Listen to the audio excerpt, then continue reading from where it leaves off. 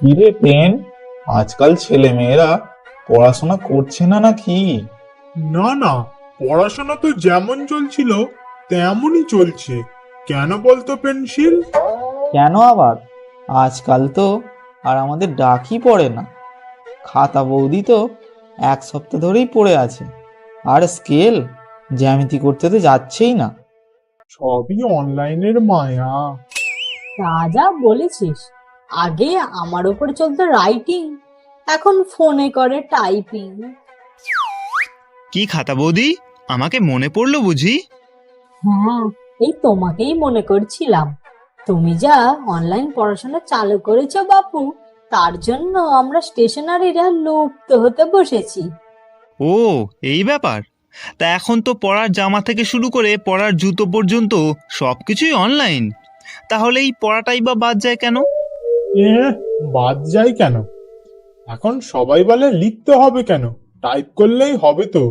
আর এদিকে সালা আমার কালি যে শুকিয়ে কাঠ হয়ে যাচ্ছে। দুদিন পর তোর কালিকে মিউজিয়ামে রাখা হবে। তা যা বলেছিস রাবার। আগে সবাই দোকানে গিয়ে বলতো ইউজ অ্যান্ড থ্রো পেন দাও, আর এখন ইউজ করার আগেই থ্রো করে দিচ্ছে।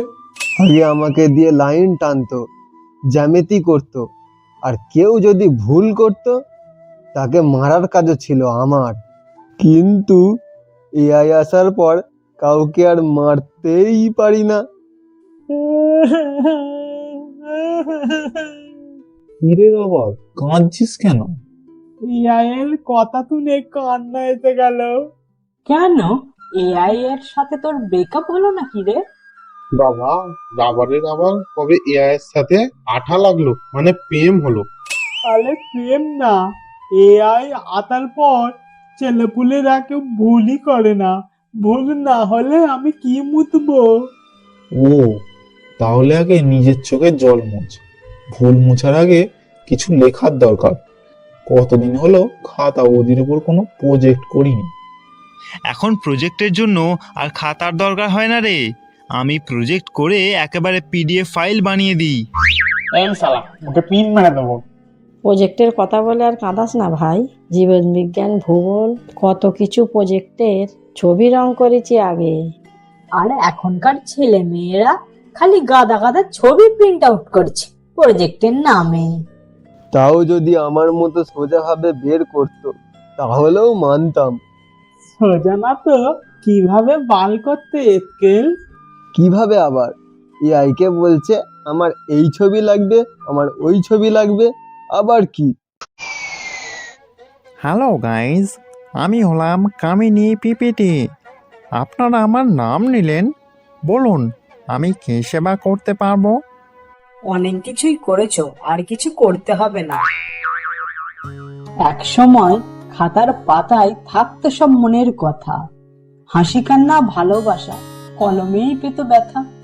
চিঠির ভাঁজে লুকিয়ে থাকতো ভালোবাসির মানে, কালির গন্ধে চিনে নিত মন কে পাঠিয়েছে আমার জন্যে। আজ হোয়াটসঅ্যাপে দুটি শব্দ, সাথে দুটো ইমোজি, আই লাভ ইউ লিখে দিলেই শেষ।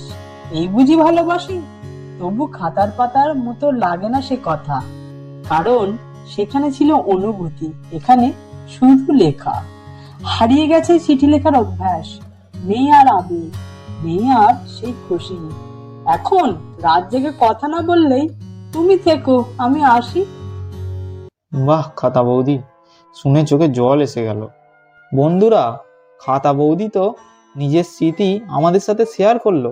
এবার তোমাদের পালা। স্টেশনারি নিয়ে যদি কোনো পুরনো স্মৃতি তোমাদের থাকে তাহলে সেটি কমেন্ট করে জানিও, এবং তোমাদের পছন্দের স্টেশনারি কোনটি সেটিও কমেন্টে বলো। আমি এআই, আমি প্রেম ভালোবাসা কিছু বুঝি না। আমাকে যেমন প্রম্পট দেবে তেমন আউটপুট দেব। এই শালা, ওকে পিন মেরে দেবো। যা বলেছো খাতা বৌদি, ছেলেমেয়েরা ফোনে এমন ডুবেছে তার বলার না। তোমার সাথে আবার কি হলো ম্যাম মাসি? আরে আর কিছুদিন পর তো মাধ্যমিক পরীক্ষা। ও বাড়ির মানটা কি কাণ্ড করেছে জানিস? কি কাণ্ড গো ম্যাম মাতি? মান্তাকে ওর জিওগ্রাফি স্যার বলেছে নদী নালা ও বনভূমির ম্যাপটা প্র্যাকটিস করে আসবি। সে বসলো ফোন নিয়ে গুগল ম্যাপ দেখতে যে কোথায় নদী ও বন জঙ্গল আছে। বোঝো কাণ্ড। ওহ, কি প্রতিভা মাইরি! প্রতিভা নয়, সবই আমার টেকনোলজি। তুমি এসে গেছো? তুমি এতে গেছো? ইয়েস মাই ডিয়ার স্টেশনারিরা, তোমাদের পিচবোট এসে গেছে। এসেছিস তো কি হয়েছে? কিরে, তোর এআই তোকে বলেনি আমি এলে তোর দিন শেষ? মানে? পিচবোটের আগমন মানেই পরীক্ষার আগমন, বুঝলি ফোন? আর পরীক্ষার আগমন মানেই পেন, পেন্সিল, রবার আমাদের মতো স্টেশনারিদের গুরুত্ব বেড়ে যায়। বিকজ এখনো পরীক্ষার হল তো আমাদের হাতেই। পরীক্ষার খাতায় ছেলেমেয়েরা ভুল করবে আর আমি মুছবো, ভুল করবে আর আমি মুছবো। কি মজা! হা হা হা। এ এ একেবারে অন্যায়। অন্যায় নয়, ন্যায়। সারা বছর ছাত্রছাত্রীরা তোমাকে আর তোমার এআই কে খোঁজে, আর পরীক্ষার হলে আমাদেরকে খোঁজে। এতে অন্যায় কোথায় বাপু? ঠিক আছে, ঠিক আছে, আমরা সবাই মিলে পড়াশোনাটা চালাই। বিকজ পড়াশোনাটা তোরা চালাস বা আমরা চালাই, আলটিমেটলি পড়াশোনাটা ভালোভাবে হওয়া দরকার। একদম, কারণ পড়াশোনাই হলো দেশের ভবিষ্যৎ। এবং তোমাদের পছন্দের স্টেশনারি কোনটি সেটিও কমেন্টে বলো।